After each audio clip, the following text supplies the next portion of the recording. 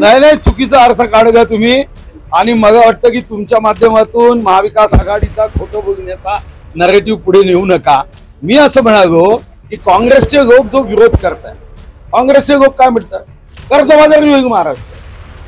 जेव्हा आपण 7 पे कमिशन देतो तेव्हा 44,000 कोटीची वाढ केली, तेव्हा एकही काँग्रेसवाला असं म्हणाला नाही की आता कर्जबाजारी होईल. पण 2,48,00,000 आमच्या बहिणींना 1,500 रुपये प्रत्येकी जर द्यायचा निर्णय झाला आणि त्यासाठी 46,000 कोटी रुपये खर्च करण्याचा निर्णय झाला. आता काँग्रेसचे लोक काय म्हणतात, आता महाराष्ट्र कर्जबाजारी होत.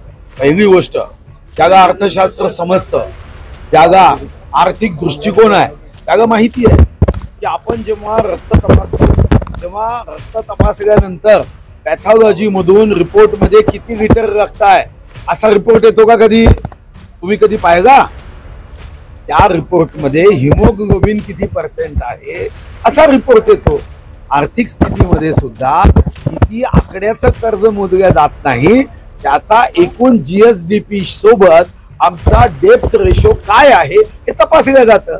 पण लोकांना फसवायचं, आमच्या बहिणींना आम्ही 1,500 रुपये दिल्याबरोबर यांना असं वाटलं की आता जे आपले हसीन सपने होते ते चकनाचूर होते. आम्ही जेव्हा 44,00,000 शेतकऱ्यांना 7.5 हॉर्स पॉवर पर्यंत 14,700 कोटीची माफी दिली तेव्हा यांना वाटलं अरे यांना तर वीज माफ झाली पण आम्हाला विजेचा करंट बसणार ही भीती निर्माण झाली. शिक्षणाच्या बाबतीत आम्ही OBC इकॉनॉमिकली विकर सेक्शन यांनाही SC ST च्या अनुषंगाने 100% व्यावसायिक शिक्षणात सूट दिली. यांना वाटलं आता निवडणुकीमध्ये मात्र आपल्यालाही विजयापासून सूट मिळेल आणि आपण पराभूत होऊ ही भीती त्याच्यामध्ये निर्माण झाली. काँग्रेसचे लोक तर माझी लाडकी बहीण योजना, मुख्यमंत्री माझी लाडकी बहीण योजना याच्या विरुद्ध इतका अपप्रचार करताय. कधी म्हणताय की कर्ज होईल, कधी सांगताय आम्ही हायकोर्टात जाऊ, कधी फॉर्म मध्ये चुका शोधत आहे, कधी आम्ही आल्यावर ही योजना आम्ही बंद करू. अशा इतक्या एक तर व्हिडिओ हे जारी करताय. त्या व्हिडिओ मध्ये आमची एक महिला म्हणते आम्हाला 1,500 रुपये नको. अरे नको घेऊ ना, ज्यांना पाहिजे ते घेतील ना. तू कशा व्हिडिओ जारी करताय काँग्रेसच्या वर? शिक्षण मोफत दिलं पाहिजे तर देतोच आहे ना. शेतकऱ्यांना वीज मोफत दिली पाहिजे देतोच आहे ना 7.5 हॉर्स पॉवर पर्यंत. हे तत्वज्ञान जे काँग्रेसवाले सांगताय की योजना आल्यानंतर त्यांची झोप उडून गेली. हे प्रयत्न करूनही झोपू शकत नाही. अडचण अशी झाली यांची, इतके ही मुख्यमंत्री एकेका पक्षामध्ये म्हणजे 6व्या मधल्यावर 10च्या वरती मुख्यमंत्र्याच्या केबिन करायला लागले. ई मंत्री तर उदंड झाले तेवढे ई मंत्री. आणि मी तर असं ऐकलं की अधिकाऱ्यांना सुद्धा फोन करतात, याद राहत मी पुढच्या सरकारमध्ये मंत्री होणार आहोत. वा, आतापासून हे तुमचे व्यवहार आहे. अहंकार चा इतका जर भाव असेल तर तो उतरेल ना. ठीक आहे, आम्ही निवडणूक हारलो एकदा लोकसभेत संख्येच्या आधारावर, पण याचा अर्थ काही तुम्ही प्रत्येक निवडणूक जिंकाल असं नाही आहे.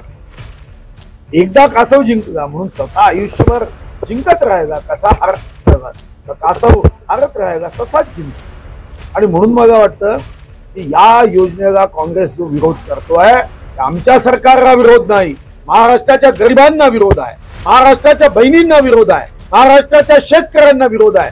आणि यांना याचा धडा माझ्या शेतकरी बांधवांनी, माझ्या भगिनींनी, माझ्या विद्यार्थी मित्रांनी दिला पाहिजे. भ्रम निर्माण करण्याचं काम. निधी नाही आणि योजना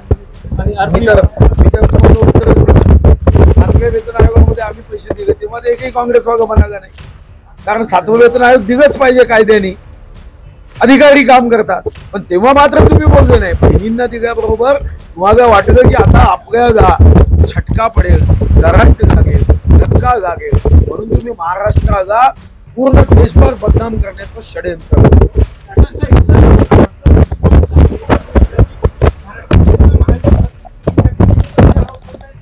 नाही, शेवटी त्यांच्या मनात भीती निश्चित आहे ना. 2,48,00,000 बहिणींना जर 1,500 रुपये जाईल आणि तुम्हाला माहिती आहे समजा एक शेतकरी कुटुंब आता 2 भावाचं असेल तर एका भावाला 6,000 केंद्राचे, राज्याचे 6,000 12,000 आहे, दुसऱ्या भावाला 6,6 12,000.